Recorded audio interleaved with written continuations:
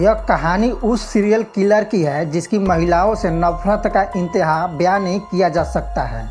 इस इंसान ने मौत का एक ऐसा खौफनाक तरीका अपनाया कि दुनिया इसे psycho killer Jack the Ripper के नाम से जानती है। यह उन महिलाओं को ज़्यादातर शिकार बनाता था जो पेशे से वेश्या थीं। आखिर इतनी खौफनाक मौत देने वाला यह व्यक्ति कौन था?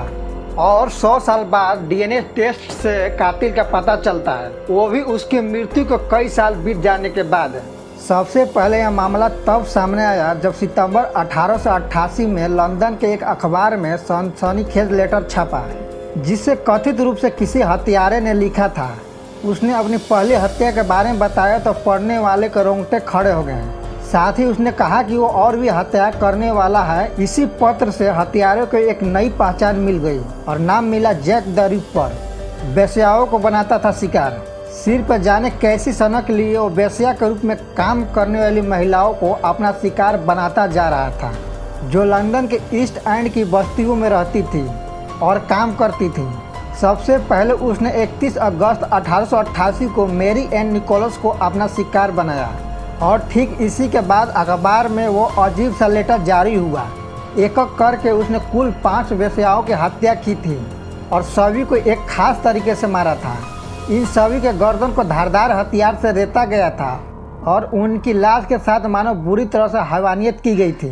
शरीर के अंदर कई अंग निकाल लिए गए थे। इससे अनुमान लगाया गया कि उसने सर्जिकल नॉलेज भी थी और इसे पकड़ने की पुलिस की सारी कोशिशें बेकार हो जा रही थी।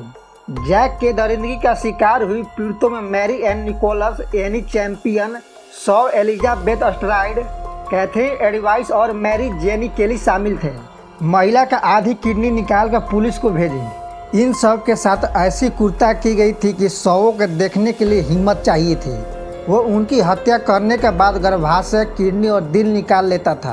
पीड़ितों में से एक की तो आधी किडनी निकाल ली गई थी और रिपर ने उसे एक लेटर के साथ पुलिस के अधिकारियों को भेज दिया था। इतने के बावजूद वो कभी भी नहीं पकड़ा जा सका। वो कहाँ से आता और कहाँ चला जाता वो किसी को नहीं बताता था। 100 साल बाद हुआ बड़ा खुलासा। इन घटनाओं को लगभग 100 साल से ज़्यादा बीत जाने के बाद कुछ समय पहले वैज्ञानिक ने दावा किया है कि उन्होंने डीएनए मैच के आधार पर इन हत्याओं का खुलासा किया है। उनका कहना है कि मारी गई सभी 5 पीड़ितों के पास से मिले सॉल से डीएनए लिया गया है। यह डीएनए 1888 में एक 23 साल के रहे नाई से मैच किया है, जिसका नाम एरन कोस्मिंस्की था, जो मूल रूप से पोलैंड के था, लेकिन 1880 के दशक में यूके चला गया था। वैज्ञानिकों ने 2 साल पहले दावा किया था कि यह डीएनए कोस्मिंस्की के डीएनए से पूरी तरह मैच करता है। कोस्मिंस्की का पता लगाया गया तो मालूम हुआ कि उसकी मृत्यु 1919 में 53 वर्ष के आयु में हो गई थी। वह इन हत्याओं से जुड़े ना जाने कितने राज अपनी कब्र में ले गया। छानबीन में मालूम हुआ कि कोस्मिंस्की ने एक बार अपनी बहन पर भी हमला किया था, जिसके बाद घर वालों ने उसे पागल खाने में भर्ती करा दिया था। कोस्मिंस्की के ही जैक द रिपर होने का दावा कितना सच है? रिपोर्ट के अनुसार सीरियल किलर के मानसिकता के जानकार का प्रोफेसर डेविड विलियमसन ने कहा, पहली चीज़ जो हम इन खुद हत्याओं को देखते हैं तो वो है ओवरकिल, यानी अपराधी ज़रूरत से ज़्यादा हिंसा कर रहा है ताकि वो अपने शिकार के मृत शरीर तक को भी बर्बाद कर सके। मेरे अनुभव में ओवरकिल आमतौर पर उन लोगों से जुड़ा होता है जिनकी मानसिक स्थिति ठीक नहीं होती है।